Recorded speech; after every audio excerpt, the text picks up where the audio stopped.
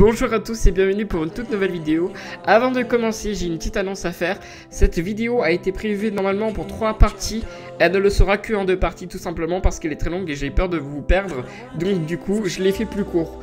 Donc la prochaine semaine, vous aurez le prochain tutoriel, donc la deuxième partie, où je vous parlerai de Nirel Cosplay. Voilà, c'était ma petite vidéo et n'hésite pas à prendre des notes, à faire pause et si jamais tu as des questions, de laisser un commentaire, j'y répondrai dans cette vidéo. Bonjour à tous et bienvenue pour une toute nouvelle vidéo sur ma chaîne YouTube. À l'heure où je vous parle, c'est la suite justement de la première partie de l'autre vidéo que vous avez regardée, c'est-à-dire la retouche de peau. La retouche de peau et la retouche de cheveux, donc comment nettoyer une photo. Ici, on va faire la grande partie de la retouche photo. C'est-à-dire que là, la première partie de ce tutoriel, c'est justement le split frequency. Donc, on va redonner un petit peu un make-up à Aurélie, c'est-à-dire qu'on va faire un nouveau make-up et on va lui nettoyer la peau. Mais on va aussi lui donner de la texture. Donc tout ça, ça va se faire avec la séparation de fréquences. Vous aurez dans la deuxième partie de la vidéo justement comment nettoyer justement un body paint et comment faire une transition plutôt correcte avec le latex. Et la troisième partie justement, ça sera un tutoriel justement où on vous expliquera justement comment en fait nettoyer un tatouage sur une peau. Donc voilà. Donc dans cette première partie justement, on avait déjà parlé de la semaine dernière de retoucher en fait les cheveux. Ça a déjà été fait sur le cas de cette photo. Et donc justement en fait je vais venir maintenant sur la séparation de fréquences. Donc c'est toujours la même sur la même photo de Aurélie. Donc voilà. Donc là en fait j'étais sur ma photo. La photo a été nettoyée. Je vais recréer un nouveau calque master. Donc CTRL Malt. Alors je vais refaire CTRL Maj Alt E. Hop. Sur le logiciel s'il vous plaît. Voilà. Et je le copie en dupliquant. Donc CTRL J. Donc ces deux calques, je vais l'appeler détail. Et je vais appeler ce calque couleur.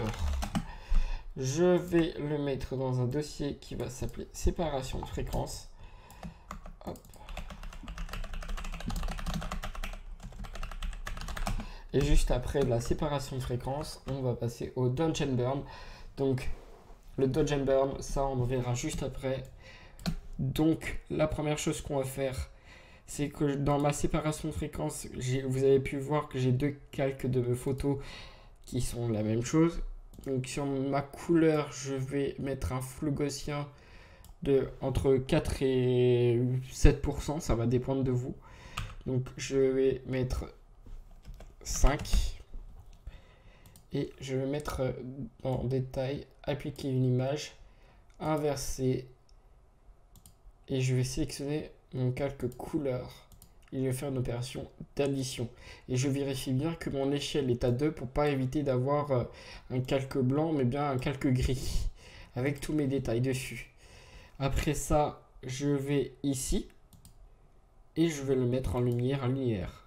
Donc, qu'est-ce qui va changer? Comme vous le voyez, en fait, il n'y a rien qu'à changer. Hein. Il suffit juste que j'enlève détail.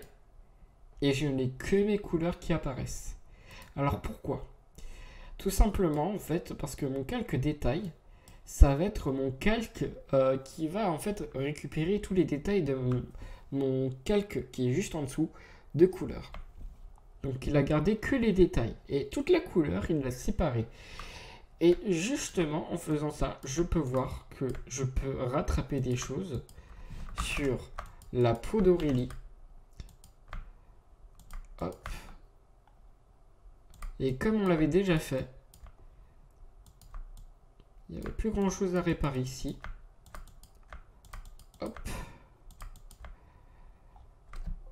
Mais par contre, ici, vous voyez, je peux récupérer les détails.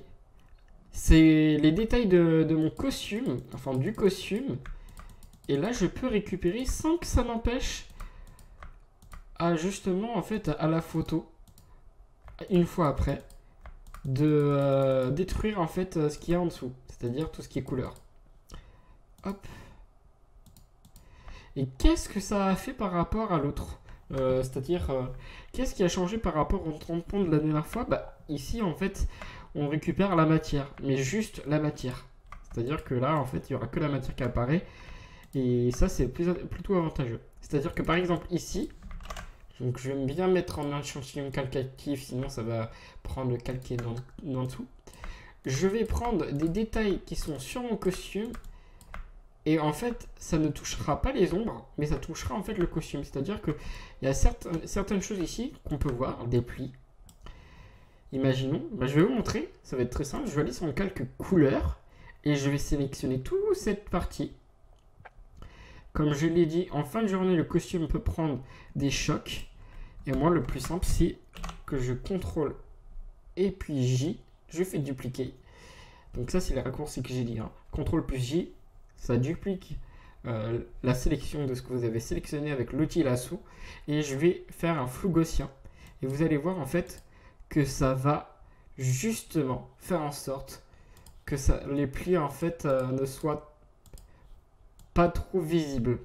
C'est-à-dire que ça sera moins gênant que d'habitude. Voilà. Et moi après, dans mes détails, je peux en fait justement effacer ce qui me dérange. Donc je peux réparer en fait un vêtement avec la séparation de fréquences. Et ça c'est plutôt avantageux. Et vous voyez en fait ça ne change pas ma photo. Hein. Ça ne casse pas en fait mes détails. Alors ça peut casser. Je dis une bêtise, ça peut casser. Ça peut être embêtant. Parce que tout simplement en fait ici on a un vêtement, un motif. C'est bien. Mais c'est chiant. Parce que quand une fois, ouais, on voit dans les tons clairs, ici par exemple, je veux effacer justement quelque chose, bah je le verrai pas. Mais quand il y a des traits en fait, comme ici, là, où on voit en fait justement les détails du tissu, et ben ça va casser en fait la répétition des tissus en fait justement. Ça, alors que là je ne le vois pas dans le clair, c'est plutôt dans le sombre. Donc faites bien attention quand vous allez voir dans les détails justement ce qui va apparaître ou pas. Voilà. Là pareil, j'en profite. Hein. Hop.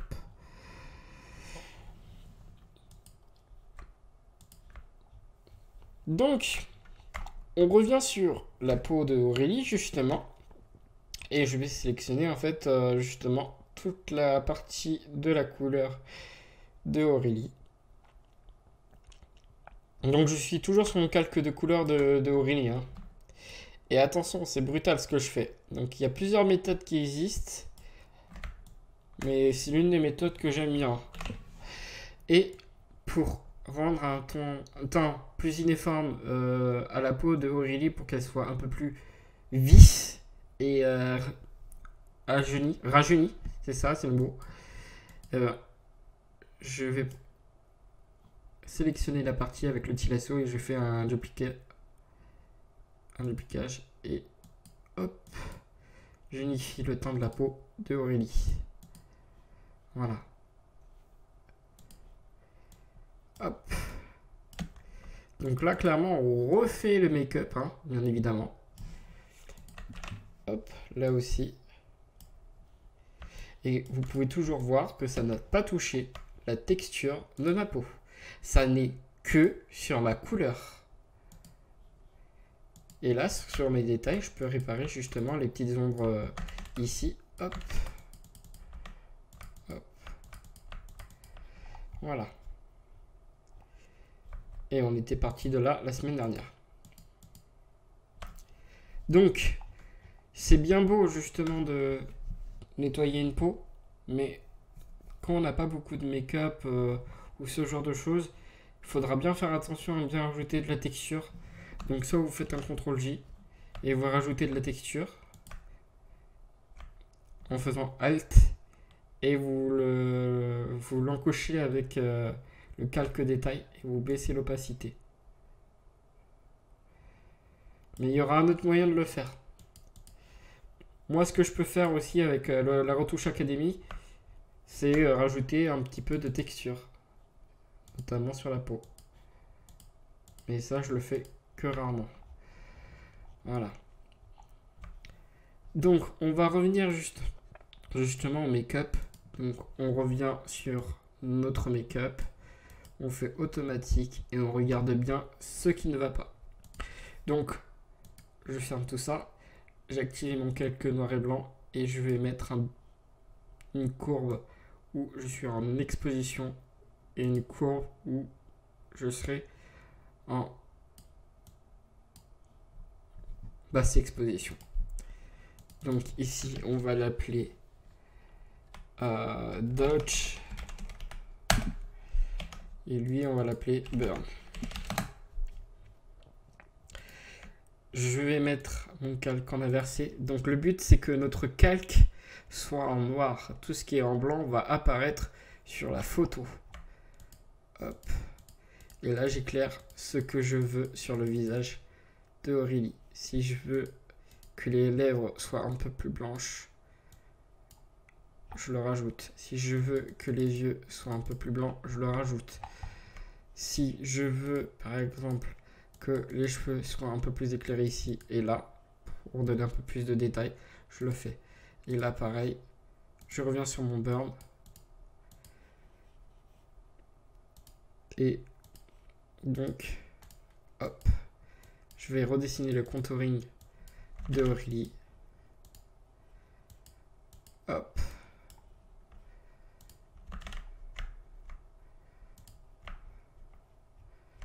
Et je vais un peu baisser l'opacité.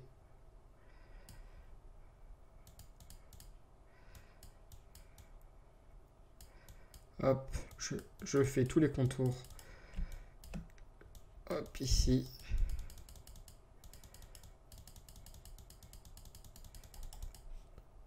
Qui t'a donné des détails à la photo.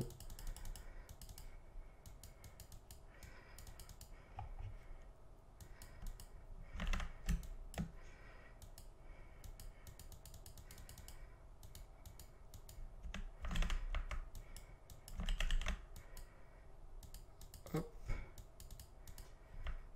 Voilà.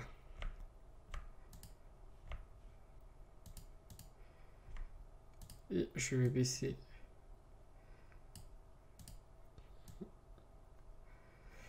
Voilà. Donc, on a refait le make-up de Aurélie. On a retouché la peau. On a unifié le teint. Et là, c'est très intéressant. Je vais faire un petit peu une option. Hein. C'est un logiciel qui est payant. C'est le Retouching Academy.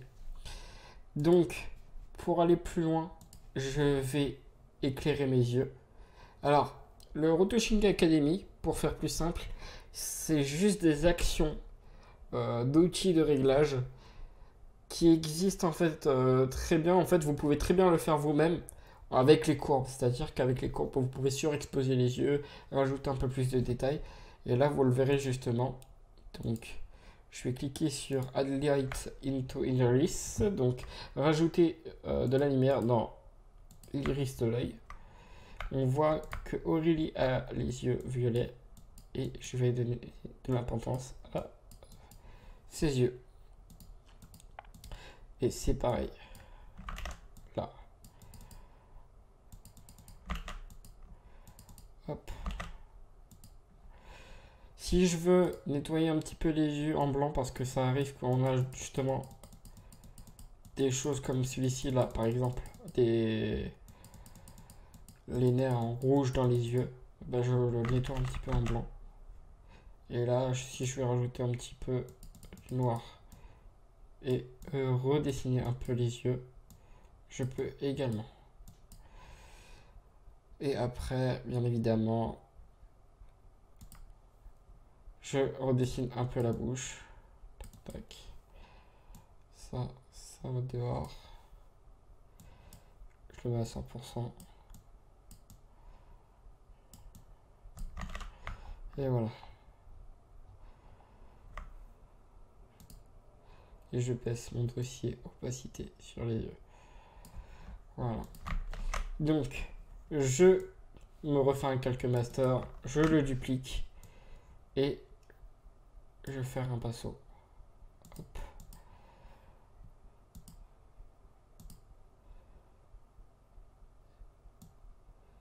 Là, je rajoute un peu de détail à ma photo, sachant qu'on était parti de là. Voilà, maintenant on a plus d'éclairage sur Aurélie. On a plus ses défauts sur les cheveux d'Aurélie, justement. Et ça vous permet en fait de vous concentrer sur le sujet. Voilà, cette première partie, je dis une bêtise, j'allais dire une bêtise, j'ai oublié un petit truc. Généralement, en fait, moi, en plus, ce que je fais, c'est que je vais justement aller sur Portraiture. Donc, c'est un logiciel que pas mal de photographes de temps en temps utilisent. Donc, je vais aller baisser ma couleur de warm, ma teinte en rose, bien évidemment.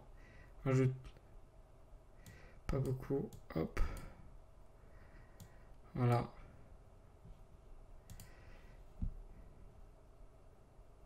Voilà, donc en fait, ça permet de vous concentrer sur le sujet. C'est-à-dire que là, pour le coup, en termes de unifier la peau, le flou en arrière-plan, bah, ça rend un petit peu plus la photo un peu plus belle. Ça, c'est une option en plus aussi, mais c'est vraiment un détail à part. Donc. I've been in your waters, been looking at